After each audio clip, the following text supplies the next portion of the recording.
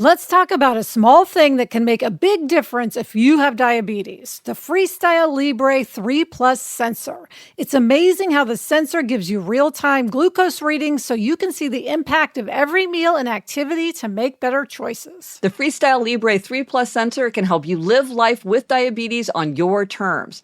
This is progress. You can try it for free at freestylelibre.us. Offer available for people who qualify. Visit myfreestyle.us to see all terms and conditions. Certain exclusions apply. For prescription only. Safety info found at freestylelibre.us. Holiday season is just around the corner, and Elizabeth, I am hosting Thanksgiving this year. We got this lake house, and we're hosting, and it is so satisfying to get great deals on things that we really need, especially before the holidays. I got a great set of pots and pans for making Thanksgiving dinner from Wayfair. Wayfair is the place to shop for all things home. I mean, there's everything from sofas to spatulas, you name it, they have it. I wanted pots and pans. I got exactly what I wanted. Right now, you can shop Wayfair's insane holiday deals and get up to 70% off during their Black Friday deals. Wayfair is the go-to destination for everything home, no matter your style or budget. Wayfair makes it easy with fast and free shipping, even on the big stuff. Don't miss out on saving big with Wayfair this holiday. Head to wayfair.com now to shop Wayfair's Black Friday deals. That's WAYFAIR.com.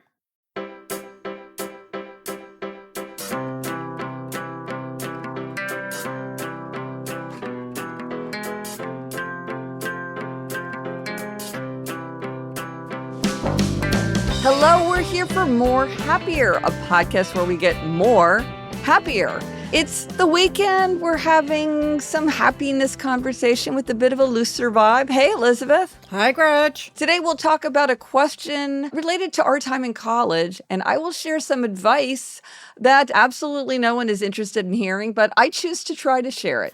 But first, Elizabeth, what's something making us more happier? What's making you more happier? Well, Gretch, what's making me more happier is I had an actual meeting in person the other day. And you sent me a photo of your outfit, and you look terrific. Thank you. You really brought your A game. Well, I will say when you have fewer meetings in person, it does kind of inspire one to like really put in the effort to look good when you're doing it. Get the fun out of it. Exactly. But yeah, I mean, Sarah and I, almost all of our meetings have been on Zoom since the pandemic. I mean, we have lunches with people, but actual just general meetings, which are just meetings we sort of have all the time where we meet executives or producers just to talk and see if there's something to do, have been on Zoom. And this company said, well, would you mind coming in? And we said, sure. And it was so nice. We were on the Universal lot, which is a fun place to be. They were in a beautiful building. It was just fun to be like back in person with people. And you feel like you get to know them so much more in person than on Zoom. Yeah. Well, I find also that if I've only met people through Zoom, it's very hard to remember their face. Yes. My brain is just like, oh, that's just like a tile. They're sort of interchangeable stock photos of people. They don't register in the way that they register when you meet an actual person. No, absolutely. I could meet someone on Zoom for an hour and then see them 15 minutes later and have no idea who they were. It's like, okay, if you don't have the same wallpaper behind you, I mean, how can one tell you apart? But what's nice about it is now I feel like any future meeting we have could be on Zoom. Right, yes. Now that we've met, I would feel comfortable saying, oh, hey, there's a project we'd love to discuss with you. Can we hop on Zoom this afternoon? Which is much easier, but we've established that connection. Do you think that they've realized that there's some brainstormy, get-to-know-you quality that's lost? Is this their corporate overlords telling them what to do? Like, why do you think that this particular group said, hey, do you want to do it in person? I think it's just realizing that the connections just aren't the same if you haven't met in person, and probably their own enjoyment of the job. I mean, it's just not very fun to have all these 8 Zoom meetings in a row. It's just not organic. Right. And yes, it's a great tool and it is really useful. but it also takes a lot of the fun of the job away. So I Yeah. think doing a combination really works. Yeah. Meeting in person when it's the first time, especially. And then Right. you can pick and choose. Right. Look, it did take a lot more time. Sure. You Yeah. know, had this been on Zoom, Sarah and I would have been working on the phone, talking, and then we'd been like, okay, let's do this Zoom, Yeah. which Sure. would have been half an hour, maybe 45 minutes, and then we would have just gotten back to it. Right. As it It's like half a was, day. Sarah picked me up. We had to drive 40 minutes. Then we were early, so we had to wait for the meeting. And then we had the meeting, which was much longer than it would have been on Zoom. Right. Then we went to eat lunch. Right. So it was the whole day almost. But at the same time, you know, then Sarah and I talked over lunch in ways Right. that we probably got things out of that we don't get on Zoom or the phone. Right. So the question that I'm really interested to see is when you do a pitch, because you've talked about the pros and cons of pitching in person and over Zoom, and it will be very interesting to see how that goes. Yes. So far, I just inquired about this to somebody yesterday, and she said, as far as she can tell, pitches will stay on Zoom. I think unless probably there's someone very famous involved, a Right. famous actor. Part of that is probably because it's more people, right? Yes, harder to negotiate the time. Yeah. Yeah. And I mean, she said something interesting, which is if you're doing pitches in person, somebody might have several pitches in a day that they're hearing. And there's something about just constantly having people in your office space that can be wearing, where you feel like you have to deal with these people. Right. Which I get. Time will tell. We'll see how it all unfolds. But Sarah and I really enjoyed meeting in person, dressing up, putting on our makeup, going to lunch. That's making me more happier. What's making you more happier, Gretch? Okay, so what's making me more happier is in episode 508, I gave a gold star to super fans because I so appreciate the super fans. And what's making me happier is I got so many emails from people saying, hey, I want to be a super fan. So that's so great. So if you go to happiercast.com/superfan, you can sign up. And just to be clear, this isn't like a whole big thing.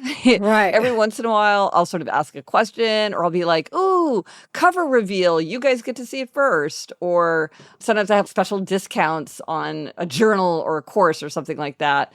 It's just fun to know that this group of people is especially enthusiastic. Yeah. So it's just a very nice thing to have. So I really, really appreciate it. I was so touched when people put up their hands and said they wanted to join. So happiercast.com/superfan. You're really making me happier. Nice. All right, Gretch, coming up, we're going to talk about some quality podcast time. But first, Yep. this break.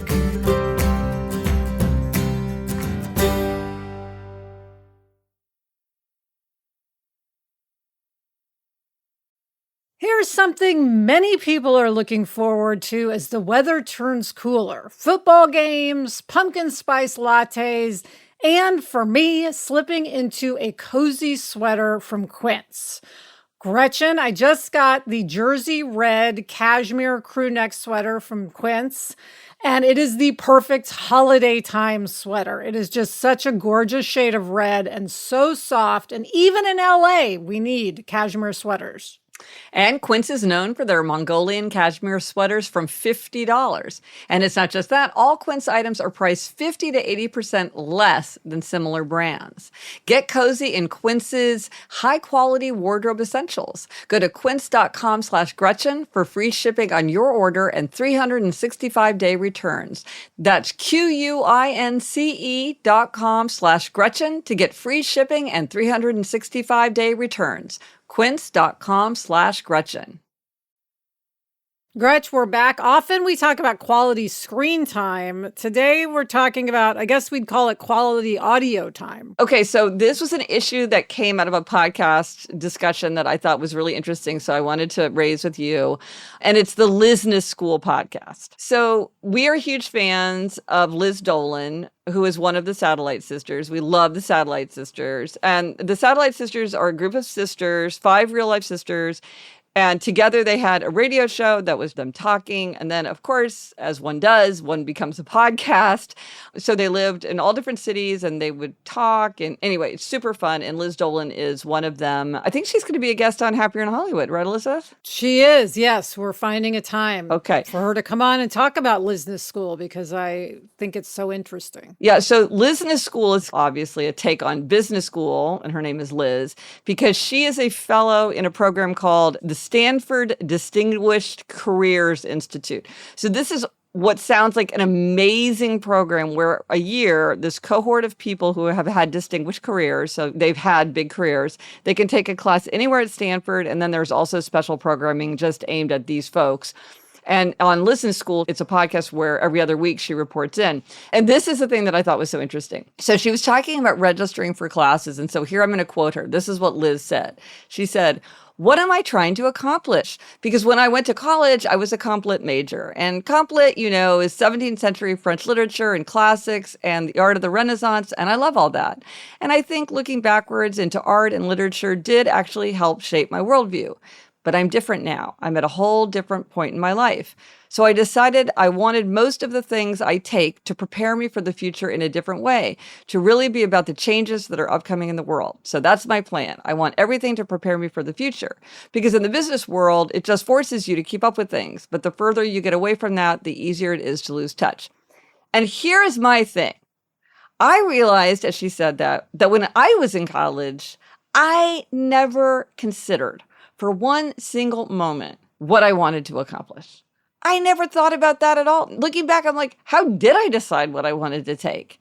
Elizabeth, did you have a vision of what you wanted to accomplish in college? No, I had zero vision. I mean, I think I always knew I would be an English major. Me too. Because I just like to read. Me too. I mean, that's it. Never questioned I just it. like to read novels. And it's like, well, if I can do that, obviously I'm going to do that. Yeah. But I wasn't looking to sort of accomplish a certain type of education. It's interesting because Columbia, where I went, has a core curriculum, which is a very specific curriculum about the classics that gives you that base, which I did like, but that's certainly not why I went there, nor did I give it a second of thought. Yeah, I mean, I just thought it was so interesting that not only did I not do it, it never even occurred to me to ask about it. Yeah. Reflect on that question, which I have to say is when I think of my life, I'm not very forward thinking in terms of 5-year plan, 10-year plan, having a big vision. But it was also interesting that she said there were 3 ways that people came in. And I don't know if she was talking about her program specifically or college in general, but probably it would apply equally to both.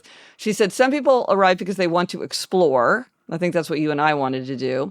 Some people were trying to evaluate, thinking, well, what do I want to do? Do I want to go down this path or that path? So they're trying to learn more about a subject or an area so they can figure out, well, where do I want to go deeper? So they're evaluating.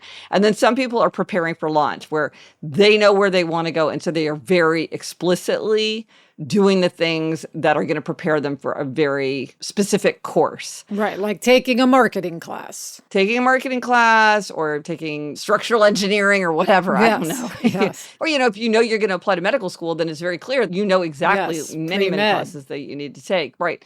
So anyway, I just thought that was interesting because I was walking and I literally stopped mid-stride thinking, I do think that I had a sense that there were sort of these major works that everybody talked about all the time, and I wanted to read those major works, even if I wasn't even particularly interested in those major works. Like Moll Flanders. Did I really want to read Moll Flanders? Not particularly. But did I think it was important that at some point in my life I read Moll Flanders? Yes, I did. So in that way, I sort of had this sense of touchstones that I wanted to become familiar with, but in a very broad, unsystematic way. I mean, that is the nature of time. As time passes, we look back and see it much more clearly. Yes. It's not surprising to me that neither of us had this vision of what we wanted to accomplish. Yes. And I don't think Liz did either. She was just interested in comp lit. Oh, but it was interesting, just the final point, that what did she decide to take?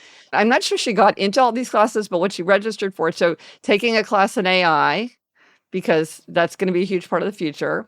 Neuroscience, because she said that she's much more interested in understanding how the brain and body work at this stage in her life. a class called How to Look at Art and Why, very interesting class, and then a class about memoir writing. So that's what she felt like would help her accomplish what she wanted to accomplish. So anyway, I found it to be a fascinating question to think about. Yes. And it's a really interesting podcast. Just It hearing is. her talk about this experience. It's definitely making both you and me Yes. want to do this program. Yes. That is for sure. Absolutely. Yes. Absolutely. It sounds Yes. amazing. All right, Gretchen, what is our spotlight on a tool this week? Okay, now this is something that is going to require fast action. If you want to request a free personalized book plate, because you want to give one of my books to somebody and you want to personalize it, because Elizabeth, as you are often pointing out, personalizing things makes them seem so much more thoughtful. You can go to happiercast.com/bookplate. But this is something that I actually have to do in person and mail to you. So do it fast, because I will want to get these in the mail so that they get to you with plenty of time for the holidays. But I will act fast myself. happiercast.com/bookplate. And again, there are book plates where I would write, "Dear Liz, onward," Gretchen Rubin, that you would put in somebody's book to just personalize it. So, or you can get it for yourself. A lot of times people get them for themselves. Question, someone I assume could put this in a journal too. Oh yeah, and anything. It just sticks in. Yeah. All right, Gretch, coming up, there's something you've been meaning to tell me, but first, this break.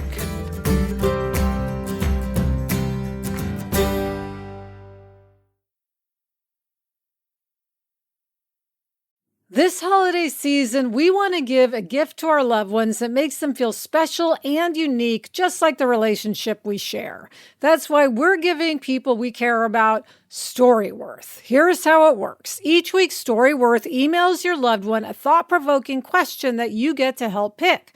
Things like, what's the bravest thing you've ever done? What's the farthest you've ever traveled? Storyworth makes the writing process a breeze. All your loved one needs to do is respond to that email with a story, long or short, it doesn't matter. You'll be emailed a copy of your loved one's response as they're submitted over the course of the year. And then at the end, Gretchen, you get a keepsake book. I have a keepsake book from when I gave my father-in-law Storyworth, and I love it, and I know Jack will love having that as he gets older. With Storyworth, we're giving those we love a thoughtful, personal gift from the heart and preserving their memories and stories for years to come. Go to storyworth.com/happier and save $10 on your first purchase. That's storyworth.com/happier to save $10 on your first purchase. Toyota has been building a legacy of excellence for generations, from pioneering hybrid technology to redefining the standards of safety and efficiency. Toyota is always innovating, always making progress. And with Toyota's legendary lineup of reliable cars in stock at your local Toyota dealer, you can experience the legacy firsthand. So check out the unparalleled performance of the new 2025 Camry with style, efficiency, and available tech to get you anywhere.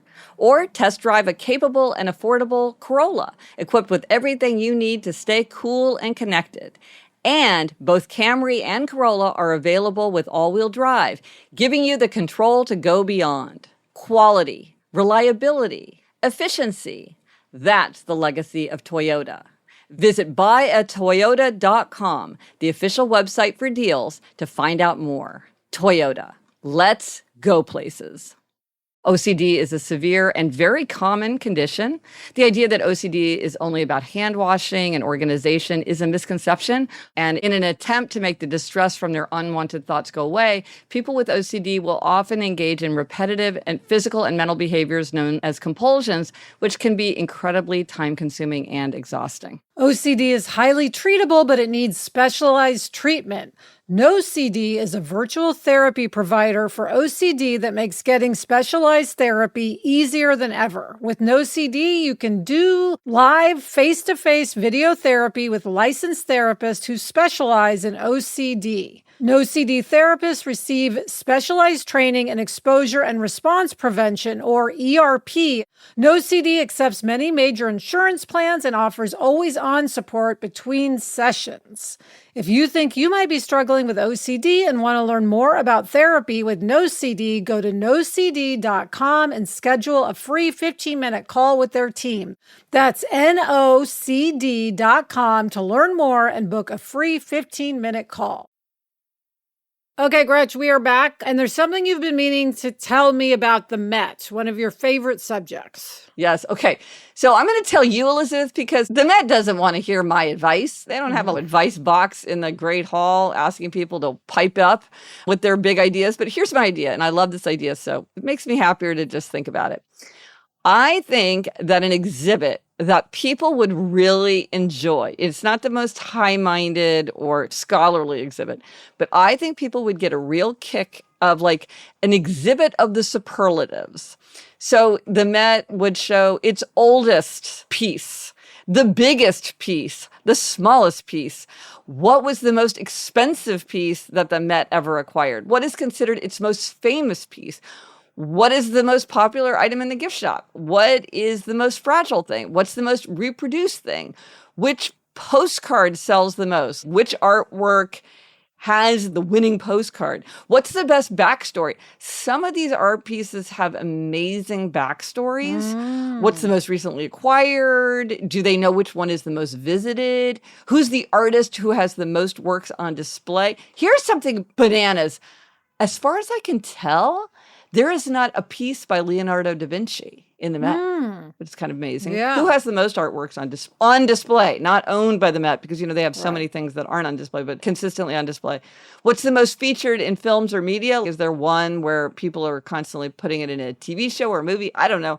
Don't you think that would be fun? I think visitors would love that. It's exactly the kind of thing people love. I think it's a great idea. And you know what I was just thinking, Gretchen, in your open door phase of life? Yeah. It does seem like somehow you need to get more into the Met. You need to get in there and meet some people and become more a part of the Met community. Because it's your favorite place. Well, maybe. I get the sense that many people have that impulse, I would guess. No doubt. Many people want to lob their good ideas at the Met, whatever. I'm not saying you should lob your idea at them. Get to know them somehow. Because yes, as a TV writer where people are always coming up to me with their idea, I understand that. Yes. Yeah. But I just think that would enrich your life to, I don't know how it will come about. It's just putting it out there as a thought. That's interesting.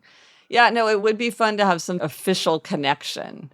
Even if they just gave me a pin that was like, I'm an ambassador or something like that. Yes. We want to recognize the fact that you talk about the Met enthusiastically. You're an ambassador. Kind of like you get your pilot pin when you're a little kid on an airplane. Like exactly. Some kind of little recognition. Yeah, maybe like a page of stickers kind of thing with George Washington crossing the Delaware. Then again, it is your recess, you say. So maybe that would take out some of your recess feeling. Well, now that you say that, I think you're exactly right. Because part of what I like is that I go in there and I'm just on the loose. Nobody knows I'm there. Sometimes people will come up to me and say hello, which I love. So it's not like I like it when people do that, but I do like the idea that it's purely play. It's purely voluntary. There's nothing that I meant to accomplish or get done.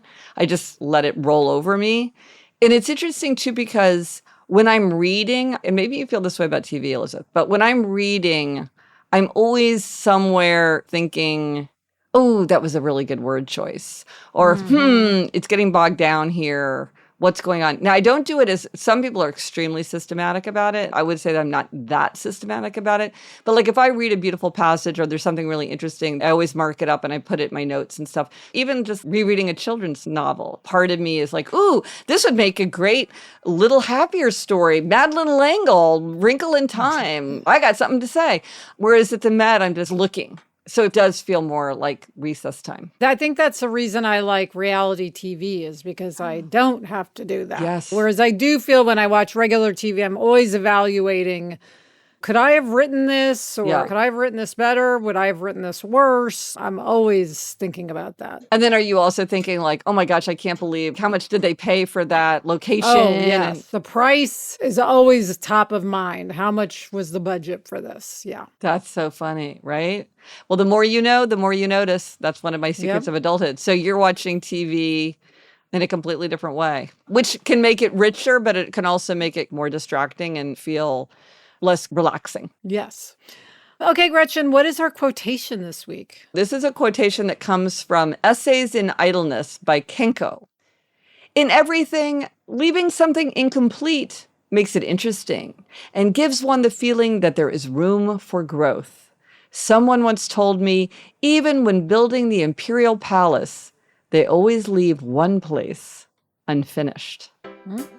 So, Elizabeth, are you feeling more happier? Yes, I'm feeling more happier. Thank you, Chuck. Get in touch. Gretchen's on Threads, TikTok, Facebook, and Instagram at Gretchen Rubin, and I'm on Threads and Instagram at Liz Craft. Our email address is podcast@GretchenRubin.com. And for everything related to this episode, links, photos, and more, go to happiercast.com. Bye, Gretch. Bye, Elizabeth. The best time to start a happiness project is 20 years ago. The second best time is now.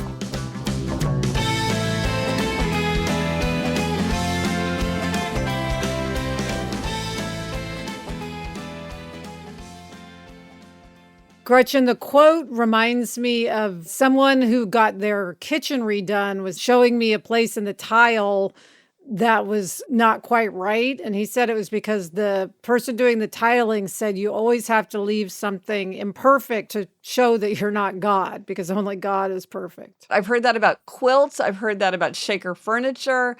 And I've tried to track that down, like, where is the origin of that? Because you're right. It's that man is not supposed to attempt the perfection of God. I've heard that too, but it works if you don't observe it, and it works if you do observe it. Right. Either way, you're satisfied. Yeah.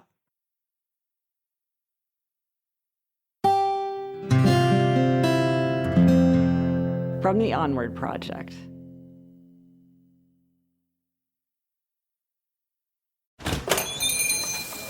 Hey, order up! Small Business Saturday is right around the corner. And so is that shop you've been meaning to check out. On November 30th, support your local community by shopping small on Small Business Saturday, founded by American Express.